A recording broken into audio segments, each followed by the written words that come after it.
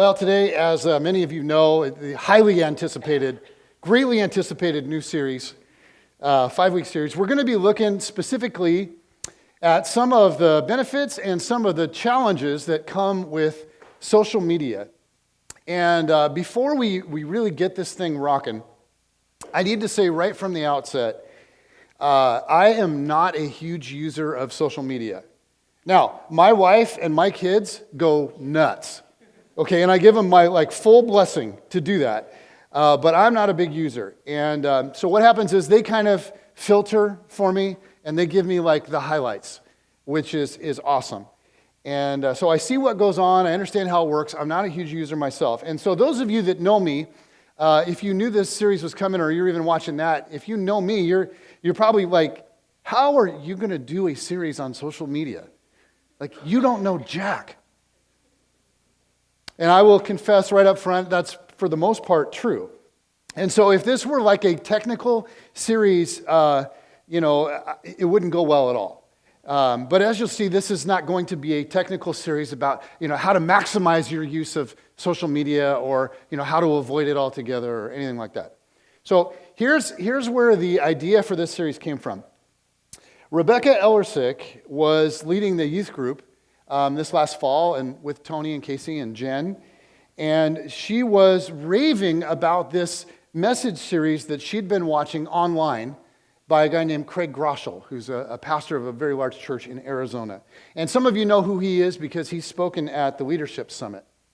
So anyway, Rebecca was raving about this series that he did on social media, and so Jen came home that night from the youth group, and she said, you know what, I think the idea of doing a series on social media is intriguing, and it might be super relevant. You should check out what this guy did and see what you think. And so I did, and I thought it was awesome. I thought he dealt with very real, very relevant issues that people are facing, and issues that a lot of you guys, I know tons of you are big-time social media users, and really all of us are facing. So here's what we're going to do for this 5-week series, okay? We're going to look at 5 different issues, one per week, issues or problems that we can all struggle with in life, in general, that can be compounded by social media. And before I describe what they are, let me just say, I do not believe that social media is of the devil. I actually think it's fantastic. I think it's an incredible tool that enables us to do amazing things.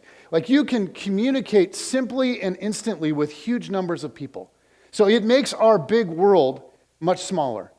It helps you be connected to so many more people. You can maintain relationships with people that have moved away. You can communicate important things that are important to you. You can promote causes that are a big deal to you. And there's just so much good that can be done through social media. At the same time, with all of the new opportunities that technology provides, there can also be some unintended negative consequences. It can affect us in ways, obviously, that are not so good as well. And so what I want to do in this series is I want to think through some issues, and then I want to take those issues and I want to contrast them with biblical values, and it's my prayer that this will challenge all of us. Now, some of you, I know this, some of you are even less involved in social media than me, not at all. You don't know the difference between Facebook and Instagram and Twitter. And so I just want you to know that's totally okay. And if that's you and you're worried that this isn't going to apply to you, I just want to assure you, you don't need to worry about that at all. It will. We're going to talk about issues that we all wrestle with, at the core level of being a human being. And then they're just simply issues that are compounded because of social media. And so whether you're a techie person or not, this stuff will apply to you, okay? I promise. Now, here are the issues that we're going to address in the next 5 weeks. Today, we're going to talk about contentment. The challenge that when we compare ourselves to others, we become dissatisfied with our own lives, okay? And social media enables us to do that big time. Next week, we're going to talk about relationships. We're going to think about how social media affects the way that we connect. And in this new world of social media, we can post something and then get immediate feedback, and we can feel close to people. But as I think we're all well aware, the danger is that social media can kind of give us the illusion of companionship without the demands and complexities and deeper benefits of real friendship. And so we can trade face-to-face relationships for this incomplete online version of it. Week number 3, we're gonna talk about authenticity. And really, for the first time in history, we have the ability to filter virtually everything we reveal about ourselves to people. I mean, think about that. I mean, we can filter the pictures. We can touch them up. We can make ourselves look amazing. We can edit everything before we type it out, go, no, and we pull it back and edit the thing. And the reality is, the more we filter ourselves, the less authentic we become. Okay, so we're going to talk about that. Week number 4, we're going to talk about compassion. Studies show that over the last 20 years, we actually care considerably less about other people. And it may be that technology, what's contributing to this is that technology kind of overwhelms us with so much pain and so much suffering in our world that we just sort of become desensitized to it. And so we end up caring about people less. And of course, God wants us to care more. And so it's really important to Him that we actually increase our level of concern. So we're going to talk about compassion, learning to care about people in a self-centered world. Okay, and then week number 5, we're going to talk about rest. Because in a few short years, it is amazing to me how tethered we are to these stupid little things. It's unbelievable. I mean, we take them everywhere. We check them every minute. Some people check them all through the night. You know, like get up and go to the bathroom and, gotta check my phone. And it can be a real sickness. A sickness that prevents rest. Okay, so that's the week 5. You know, that's what we're doing over the next 5 weeks in a snapshot. Hey, so let's get to our first issue, which is today, contentment. There are people that believe, and I don't know how we'd quantify this, but there are people that believe that discontentment has never been a bigger problem in the history of the world than it is today. Never before have people had so much and yet want so much more. And sociologists are suggesting that social media is one of the biggest contributors. Because what happens is, when we look at other people's lives, like on social media, they look perfect. Because they're putting their best image, okay, their filtered image forward. And so what happens is, we're comparing our behind the scenes to other people's highlight reels. And we feel like losers because we see the best of their best, and we know the reality of our lives, the worst of the worst. For instance, maybe 2 moms. They hate each other because of social media. Like, they're pleasant when they see each other, but really they hate each other because of social media. You know, one mom's a working mom, and she's like, I hate you because you're like the perfect Pinterest stay-at-home mom who does crafts, structured time with her kids, and it just makes me feel so guilty. And the stay-at-home mom is like, well, I hate you because, you have a life. And, you go out in public, and you're, doing stuff. And I haven't, had my hair in anything but a ponytail, nor have I seen an adult since 2010. 2 people comparing and longing for what the other person has. Maybe you've been like this. You're at home all by yourself, and you see yourself, or you see a friend out, and they're checking in at this fine restaurant, and they're eating lobster, and they're all dressed up, and they're drinking fine wine, and you're sitting in your sweats at your computer, and you're eating mac and cheese, microwave mac and cheese, and drinking Capri Sun. Or you see your friend who's checking in at the gym, and they look all tight, and they look all firm, they just look, oh yeah, and they're happy, and they're energized, and you just watch them, they exude energy right through the screen at you. And you're sitting at your computer with a donut. And you think man, I suck. My life sucks. The temptation to feel discontent is so much stronger in our world today than it's ever been. And you think about this. Never before in the history of the world could we so accurately measure popularity. Like when I was a kid, we just had to randomly guess that we weren't popular.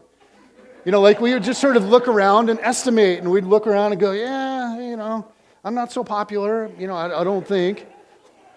Now, okay, you can measure it. I've only got 102 followers, and he's got 100, he's got 408. Like I'm only quarter as popular as he is or as she is. Like my last picture only got 19 likes, and the one before that only got 12, and like my record is like 34. But every time she posts, she gets at least 100 likes. It's like 3 digits of likes every time. Gosh, man, I'm just a nobody. Never before have we been able to compare like we can now. And the problem is, the more we compare with others, the less satisfied we are. In fact, researchers did a study at 2 universities. They had students spend half an hour on Facebook. They had students spend, just spend half an hour on Facebook, and then they had them report how they were feeling. Get this. After half an hour, just browsing around on Facebook, 1/3 of the students reported feeling significantly depressed, citing envy as the number one emotion they felt after just 30 minutes of looking at other people's lives on Facebook. Like, this is a real issue.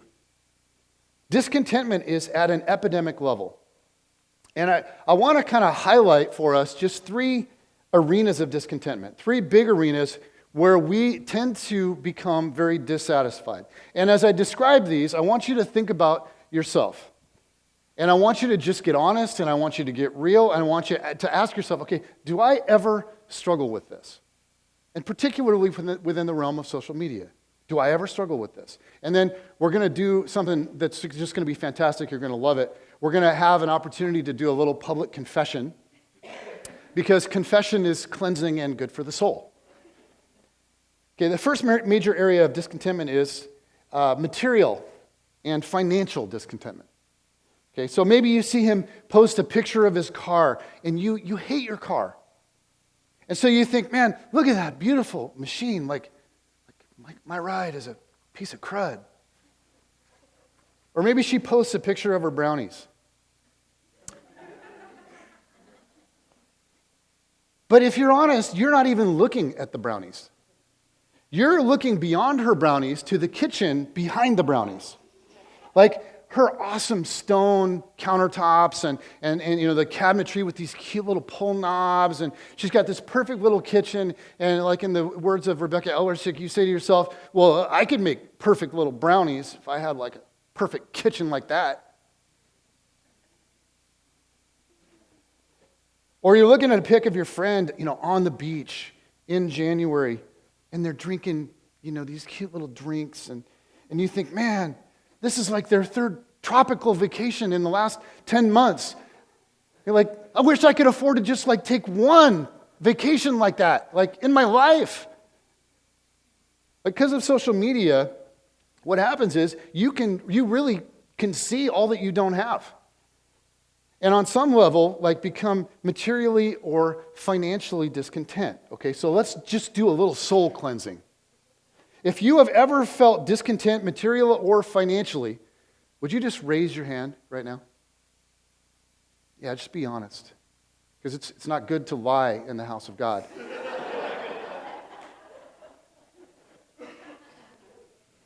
Okay, another arena is relational discontentment. So you see all your friends or a few of your friends, and they're all checking in from somewhere, and they're there, and you're not.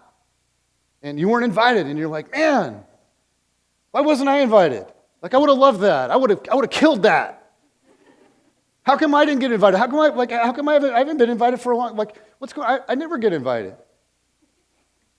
Or you're not married, and you're like, it's just like everyone you know is married, and they're all happy all the time because marriage is really easy. And all you can think is, well, I wish I had somebody special. Or you look at someone else's posts and they have all this time with their kids. And you're like working your tail off trying to make ends meet and, like for your children. And you just feel guilty all the time. Or you look at the cute couple pic post and you think, wow, just like they've always got these awesome, they're just like stunning photos in different places of them. They look amazing and they just gazing into each other's eyes and so beautiful. And you're just like, man, they look like they've got a great marriage. And you don't really feel like you've got a great marriage. This is relational discontentment. So when you compare your life to others, you find like in one form or another that you're envious of somebody else's relational status. So if that's you or if that has ever been you, would you just raise your hand for a second? Yeah, get it out. Third one is what we might call circumstantial discontentment, where looking at your life, comparing it to someone else, and you just start thinking, I wish I was where they are in their life. Look at their success, or look at the freedom that they have, or look at all the stuff they get to do. Look at their career or their beautiful family or all the traveling that they do all the time. I wish I had that. Like, why can't that be me? A couple of examples of this for me. Sometimes on Sunday afternoon, Jen will lean over to me and show me her phone, which is an iPhone 6, and mine's a Galaxy S5, but I'm not envious of that. But she'll lean over and she'll show me her phone, and she'll be like, look at this. And I'm like, yeah. And it's someone from Brookview checking in at a Seahawks game.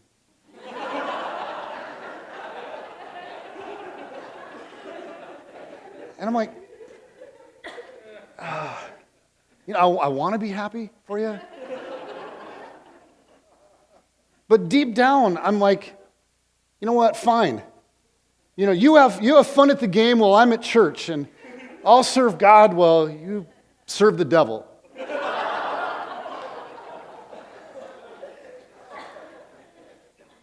few years ago, I was watching an online sermon from Mars Hill. It's a little church some of you might have heard of. And it's kind of a famous sermon that Mark Driscoll did, and I was watching the message, and I was trying to just watch the message and take in the content of it, but I couldn't help, like in the bottom of the screen, noticing the number of views that he had for this message. It's like 260,000 or something like just absurd. Now, just so you all know, and probably many of you didn't know this, my sermons are online too. And I think like one time, now hold on for this, I had like 60 views. But that was because our life groups were discussing it, and the leaders all had to watch it like 10 times trying to come up with some questions, So I'm watching Mark Driscoll, and I'm just like, man, I'll bet the staff of his video team is like bigger than my entire church. Discontentment is real, and it's something that we all deal with. And I don't care who you are. I don't care how good things are in your life. Discontentment is always possible. But so is contentment. It's always possible. And most of you have heard the old saying, life is 10% what happens to you and 90% how you react to it. Now, that's not from the Bible or anything. I'm just kind of... But that rings true to me. I mean, the concept of that. It rings true to me. And unfortunately, we often live as if the exact opposite is true. Like life is 90% what happens to us, and we really don't have much freedom to decide how we're going to respond to it. Scripture tells us that we always have freedom. We always have a choice, especially when it comes to choosing contentment. The Apostle Paul was the master of responding to circumstances, and very often, very difficult circumstances. And he would do it in a Christ-like way. In fact, we're going to look at like the most famous verse on contentment in all of Scripture. And what you need to understand is that Paul is writing this while he's in prison. I mean, he's in prison for being a Christian. He's under house arrest, and he's chained to a Roman guard 24 hours a day. Okay, so he's not on a beach, drinking cute little drinks with a little umbrella. Okay, he's writing this from prison. Life is not great for him when he's writing this. But here's what he says. Okay, this is Philippians chapter 4, verses 12 and 13. He says, I know what it is to be in need, and I know what it is to have plenty. I've learned the secret of being content in any and every situation. Okay, in other words, if life is going the way I want it to, or if life is not going the way I want it to at all, I know the secret of being content in any situation. He says, whether well-fed or hungry, whether living in plenty or in want. So he says, you want to know the secret? Here's the secret of being content in every situation. He says, I can do all this through him, through Christ, who gives me strength. So Paul says, the secret of contentment is not found in what I have or don't have. The secret of contentment is found in Christ. Now, maybe you're here and you hear that and you go, really? Like, really? That's the secret? I can find contentment in any situation through Christ? But I'll tell you, there are many in this room that know exactly what he's talking about. Like when you're connected to Christ, when you're aware of his grace and his unique call on your life, when you allow yourself to be loved by him, when you're led by him, when you allow him to open your eyes to all that God is doing in you and all around you, to all that you have been blessed with, there is a peace in your life, and it just comes raining down on you that you can't explain. It's exactly like what Blaise Pascal said hundreds of years ago.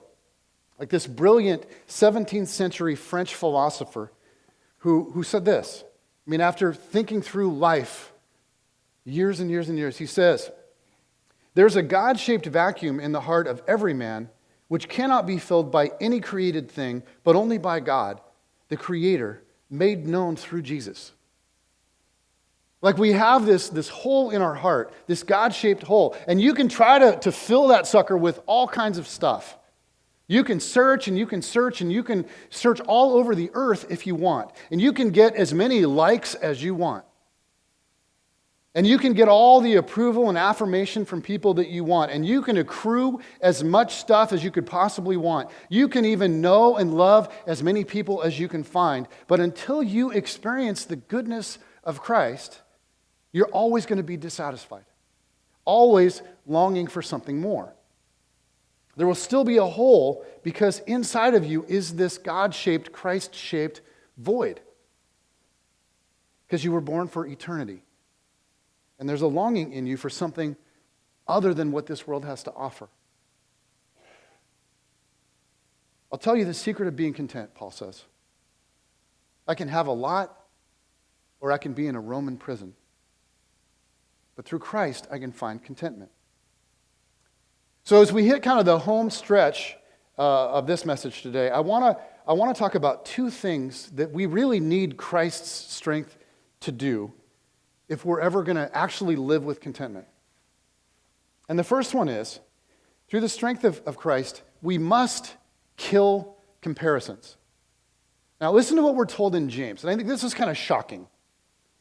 Listen to what we're told in James, and listen to the harshness of these words. He writes, but if you harbor bitter envy and selfish ambition in your hearts, do not boast about it or deny the truth. Such wisdom, and he's kind of mocking the idea that that's wisdom, such wisdom does not come down from heaven, but is earthly, unspiritual, and what's the last word? Demonic. Really? It's demonic. Those are some strong words. I don't think most Christ followers really think of it that way. I think we think that envy is kind of cute. James says it's demonic. He says envy comes straight from the pits of hell. And he says, for where you have envy and selfish ambition, there you find disorder and every evil practice. See, envy leads to a whole host of very ugly things in us. It destroys our capacity to love.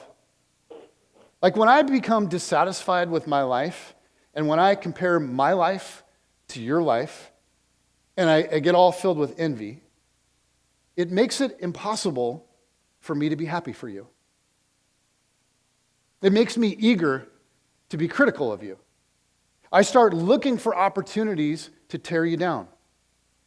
And if things start to kind of unravel and fall apart for you, like there's a part of me that's dark, I don't want anybody to see it, but kind of inside, I'm celebrating that. It's ugly. Envy is like a really big deal. And this is why James says it's demonic.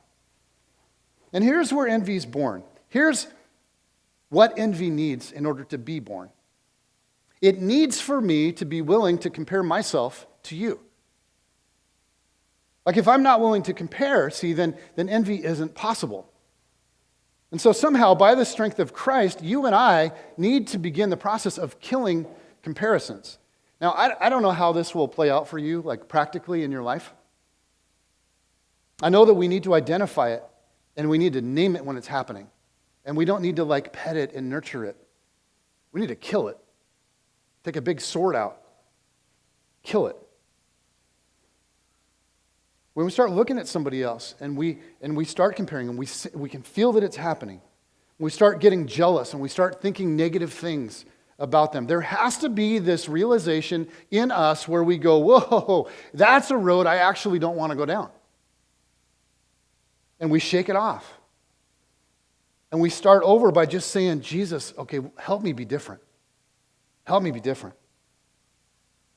But it's also like avoiding this stuff that we know leads us to those places. Like I know for Jen, now she's especially sinful. I'm just kidding. I know for Jen, man, that wasn't a very good husband thing to do. I take that back. I'm comparing myself to the other husbands in the room, and they probably wouldn't have said that. So now I'm envious, and I'm hating all of you. For Jen, it's the mall. Like, she realized years ago, I can be really happy with my life, just filled with joy. And I can be like happy with my clothes and all my stuff. But then, okay, if I go to the mall, if I hang out at the mall and I see all that's out there, and I look at the mannequins, I start to feel like, man, like I got nothing cute to wear. I walk into the mall content and I walk out a mess.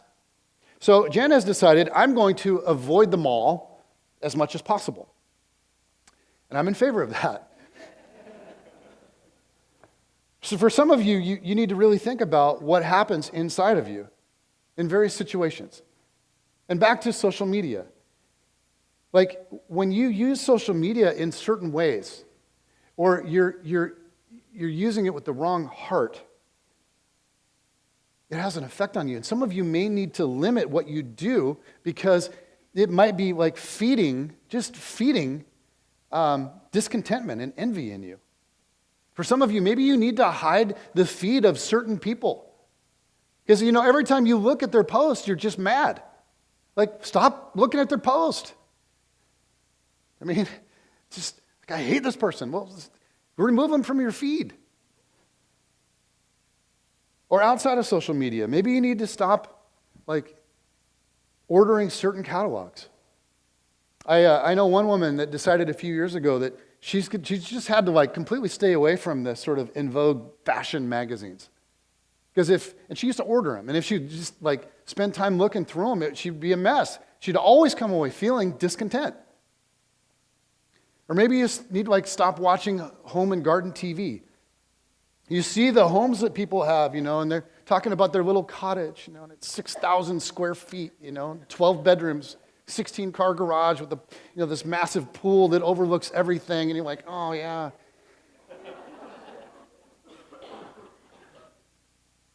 And you hate them. Or maybe you need to, like, not go to the car show.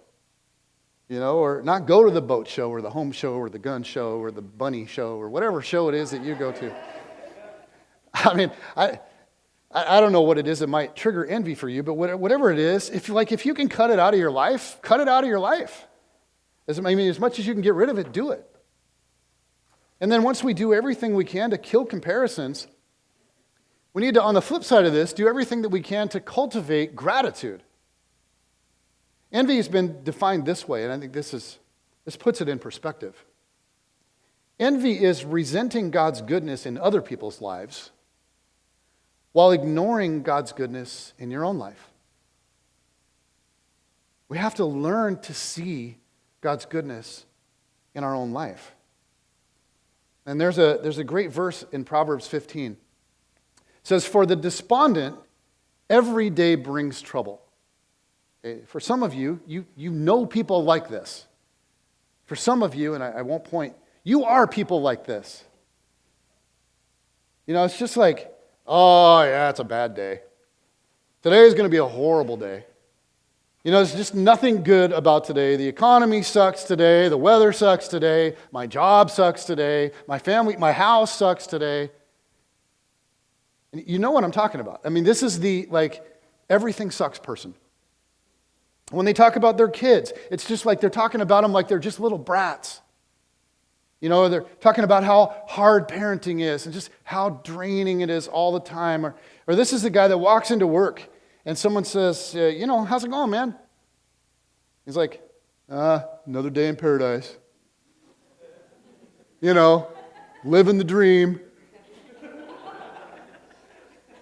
This is the lady that you ask, like, hey, how's it going? And she's just like, oh, my life is crazy. Just crazy. I'm so busy. Just crazy all the time. It's busy. You say, well, what about it? It's just busy. Well, how do you feel about it? It's crazy. I'm just busy. I'm crazy. It's crazy and it's busy all the time. Got to take the kids here and I got to do this. I got to do that. I got to do this. It's busy and it's crazy. And the vibe of the whole thing, you're just asking, like, how are you? And the vibe of the whole thing is, my life sucks. So busy. My life is crazy. See, for the despondent, every day brings trouble. But for the happy heart, it says life is a continual feast. For the happy heart, a person that's learning to live with contentment, they may have the identical day to the despondent person, but the happy heart sees the blessings of God in it. The happy heart is always ready to see God's goodness. So, if you want to look for bad in this world, you can find it. But if you want to look and see God working, let me tell you, you can find it. It's all about perspective. For the despondent, every day brings trouble. For the happy heart, life is a continual feast. And I like how this is put by the great modern day theologian, Taylor Swift. And I know that some of you have been deeply touched by these words. Because the player's going to play. And the hater's going to hate. Baby, I'm just going to shake. Shake it off. I shake it off. So here's the big question for today. How do you just shake it off? The envy starts creeping in. How do you just shake it off? How do we live in this continual feast? Okay, well, the key to this whole thing is really simple. Stop resenting God's goodness in other people's lives and start recognizing it in your own. You think about how much God has given you. So instead of looking at someone else's post on Instagram and thinking, oh man, I wish I had their life. Because here's the thing. You may not realize this. Many times the same people are looking at your life and they're thinking the exact same thing about you.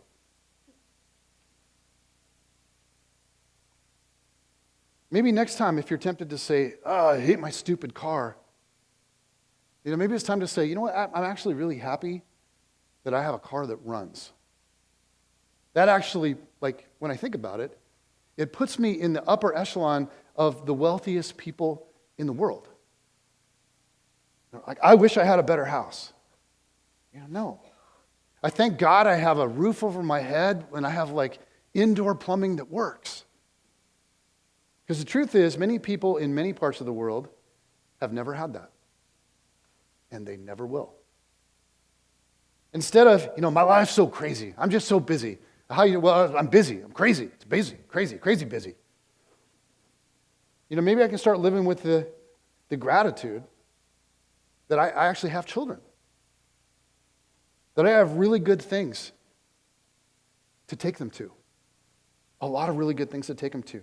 That I have, maybe a ministry to be a part of or a life group to go to. That I have friends that are constantly inviting me to do all these things. Or maybe I can start looking at all this stuff in my life and saying, oh God, thank you that I'm able to have all of this. Thank you that you have blessed me with so much in my life. Guys, I think we all know what it's like to spend time with, someone who's despondent. Nothing in their world is ever good. It's never going right, ever. And when you spend time with them at the end of it, you realize the life just got sucked out of you. The more they talk, the more it's just oh, I just want to go home and kill myself. It's just this is horrible. And you all know what it's like to be with a feasting person. You've had them in your life. Someone who lives with ceaseless humility and gratitude. Someone who isn't afflicted with just unbearable levels of discontentment and envy. Someone who's at peace with who they are, what they have. Someone who isn't trying to prove themselves to you all the time. Someone who talks to you and just seems to care about you. They aren't competing with you. They aren't comparing themselves to you. They're just free to relate. They're just free to love you. You spend some time with that person and you walk out of there just going, I'm walking on air. I love being around this person. And so I want to, just throw out a question that I'm sure all of you know is coming. What kind of a person are you? When people have interactions with you, what do they get? And if you want to be a person that lives in a continual feast, here's where it starts. Stop competing and comparing and take time to recognize how ridiculously blessed you are. And then be grateful. And again, you actually, you think about this. You very well might be the envy of others because of all the good things that God is doing in your life. And you don't even know it. You think about the people in your life that love you. You think about the material blessings in your life. You think about the fact that God loves you. He really loves you. And He forgives you. That your past is forgiven. That He is here with you in your present. And that your future has been absolutely secured. There's an awful lot to be thankful for.